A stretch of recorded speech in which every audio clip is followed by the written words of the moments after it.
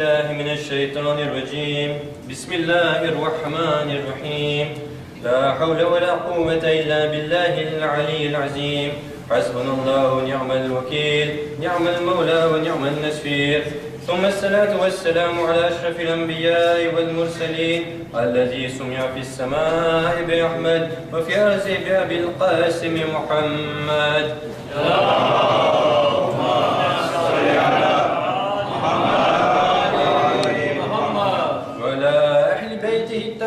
المعصومين الذين أذهب الله عنكم الرجس أهل البيت ويطهركم تطهيرا اللهم صل على محمد وعلى محمد رب اشرح لي صدري ويسر لي أمري واحلل عقدة من لساني يفقهوا قولي أما بعد فقد قال الله في كتابه الكريم بسم الله الرحمن الرحيم ثم أوحينا إليك أن اتبع ملة إبراهيم حنيفا وما كان من المشركين بسم الله الرحمن الرحيم.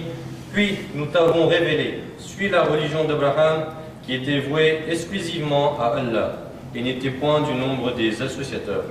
Sadaqallahu al-Ali al-Azim.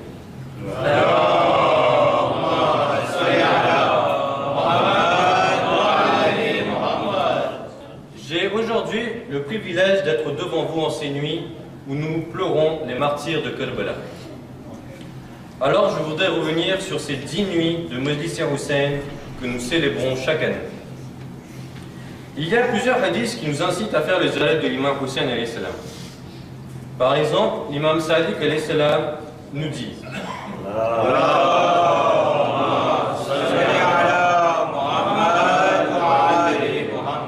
le pèlerin de l'imam Hussein revient de son ziyarat de telle sorte qu'il ne reste plus un seul péché en lui. Mais nous ne pouvons pas tous aller au ziyarat de l'imam Hussein alayhi salam. Et pour ceux qui ne peuvent pas aller pour le ziyarat de l'imam Hussein alayhi salam le jour d'Ashura, l'imam Baqir alayhi salam mentionne la manière de faire azadari comme suit. Il devrait se lamenter sur l'imam Hussein alayhi salam, le pleurer et demander aux membres de la maison de le pleurer. Il devrait établir la cérémonie de deuil dans la maison par des pleurs et par des lamentations. Les gens devraient se rencontrer chez eux et offrir leurs condoléances et leurs consolations pour les calamités qui lui sont arrivées. Je ne vais pas vous faire un sermon sur l'importance du Majlis Hussein, ni sur le ziyarat de l'imam Hussein alayhi salam. Non. Et je voudrais partager ce soir avec vous quelques bribes de notre histoire pour constater ensemble la relation particulière entre nous, Khoja Shia Isnashi, le Majlis Hussein et le ziyarat de l'imam Hussein alayhi salam. Notre histoire et l'origine du terme Khoja remontent dans les années 1400, où des hindous se convertissaient à la foi ismaélites et auraient eu le titre de Khwaja. Mais passons directement dans les années 1850, où les Khoja de confession ismaélite s'étaient éparpillés partout dans le Kutch et le Gujarat. Ils avaient alors des Jamaat Khana qui servaient de centres religieux et sociaux. En 1844, Aga Khan Ier est arrivé en Inde et vers 1861, il voulut exercer son contrôle sur la communauté. Certains devinrent alors sunnis et d'autres Shia Isnashi. Mais là encore, cela restait très marginal et cette minorité était persécutée.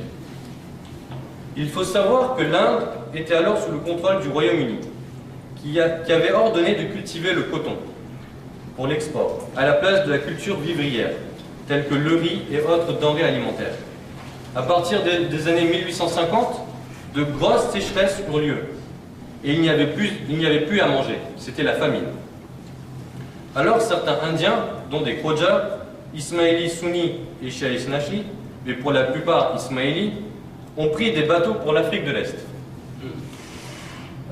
Pour l'Afrique du Sud et pour les îles de l'océan Indien, dont Zanzibar et Madagascar.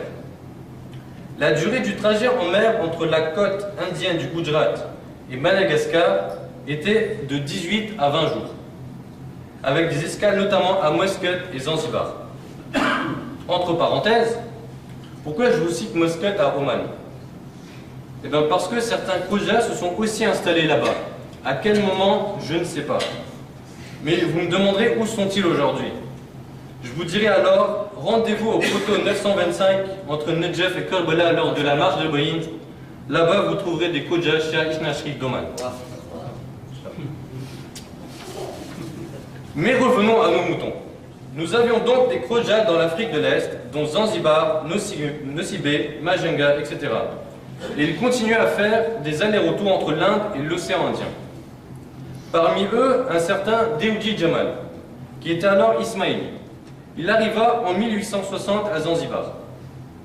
En 1872-1873, il décide d'aller au Hajj.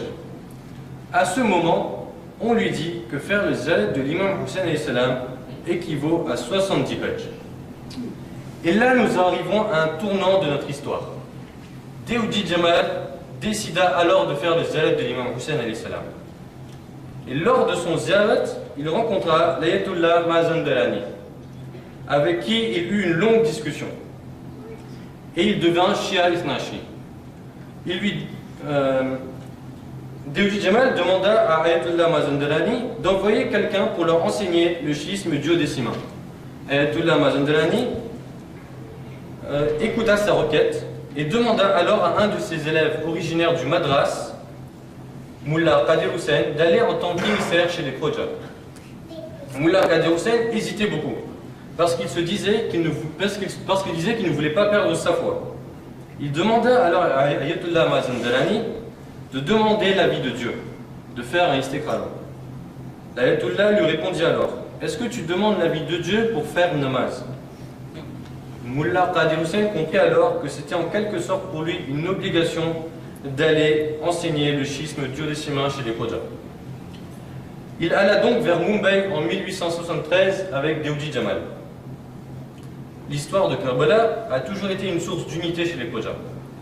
Mullah Qadir Hussein l'avait bien compris et a utilisé cet amour pour les Ahlul Bayt pour les amener vers la voie droite et créer une unité.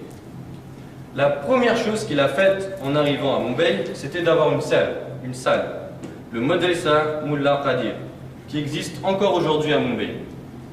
Dans cette petite maison, il commença à inviter des gens les jeudis soirs pour réciter le Dua et Qomay, et a commencé petit à petit à faire des Majlis Hussein et à enseigner la foi Shia Ithnashi.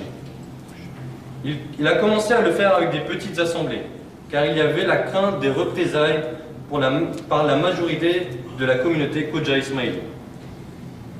Mullah Qadir Hussein a utilisé l'amour envers l'imam Hussein et l'institution du Majlis pour faire tabligh. Il enseigna des petites choses, que ce soit les masail de fiqh ou le comportement au sein de la famille, tout ceci graduellement pendant 27 ans. Certains de ses élèves étaient brillants, dont un particulièrement, et qui adorait son professeur.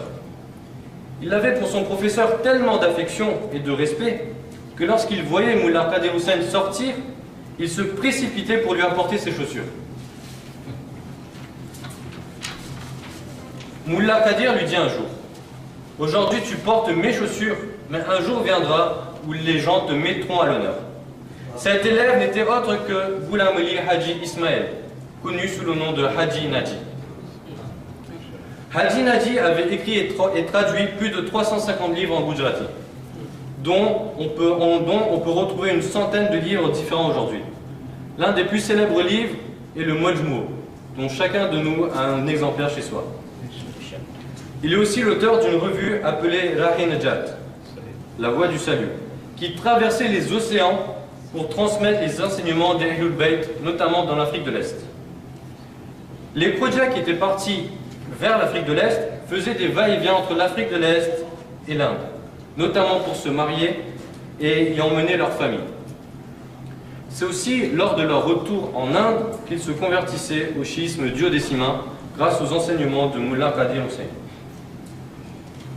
Deoudi Jamal, quant à lui, retourna à Zanzibar en 1878.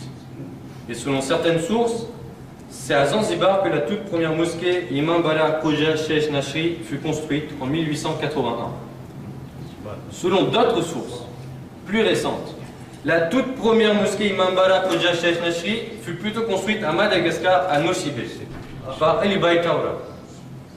Mais qu'importe, la chose à retenir était bien que dès que nos ancêtres s'installaient quelque part, la première chose qu'ils faisaient, c'était d'avoir une mosquée, un Imam Barga, un madrasa et un cimetière, et de commémorer les 10 jours et les 10 nuits de Muharram. En conclusion, grâce au Majalis de Mullah Qadir et à d'autres émissaires après lui, grâce aux écrits de Haji Nadi, mais aussi aux allers-retours des Khoja entre l'Afrique de l'Est et l'Inde, et à leur volonté de fonder des institutions là où ils posaient les pieds, l'enseignement du chiisme duodécimain se propagea. L'histoire des Khoja Shia Isnashri a commencé donc dans les années 1870, il y a 150 ans.